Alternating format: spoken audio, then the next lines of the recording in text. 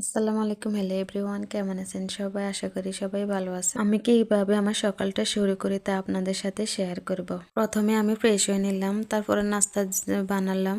নাস্তা খেয়ে ভাবি একটু চা খেয়ে, চা না খেলে কি হয়, তারপরে এক কাপ চা খেয়ে নিলাম। তারপরে রান্নার জন্য একটু সবকিছু জোগাড় করতেছি। মাছ ভিজিয়ে দিলাম, তরকারিগুলো কেটে কুটে নিলাম। আজকে আমি ছোট মাছের রান্না করব, তাই ভাবলাম ধনিয়া পাতা না দিলে হয়, তো আমি ছাদে চলে গেলাম। ছাদে গিয়ে আমি নিজের লাগানো ধনিয়া পাতাগুলো তুলতেছিলাম। খুব ভালো লাগতেছিল, নিজের লাগানো গাছ থেকে তুলতেছিলাম।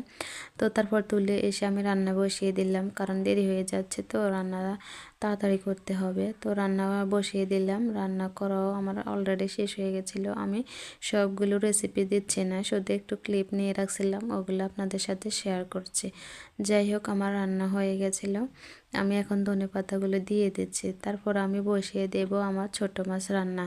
তো প্রথমে আমি সরিষার তেল দিয়ে দিলাম, তারপরে পেঁয়াজ কাঁচামরিচ ফালি দিয়ে দিলাম, তারপরে একে একে সব রকম মশলা দিয়ে ভালোভাবে কষিয়ে নিলাম। তারপরে মাছগুলো আমি লবণ দিয়ে সুন্দর করে ধুয়ে নিয়েছিলাম, তারপরও আরেক ডোয়া দিয়ে আমি তরকারিতে দিয়ে দিলাম। এই তো সুন্দর করে দেওয়ার পরে আমি এর সাথে টমেটো দিয়ে রান্না করে নিলাম। সবাই আমার ভিডিও বেশি বেশি করে শেয়ার করে দেবেন। আজকে এ পর্যন্তই, সবাই ভালো থাকবেন। আল্লাহ হাফেজ।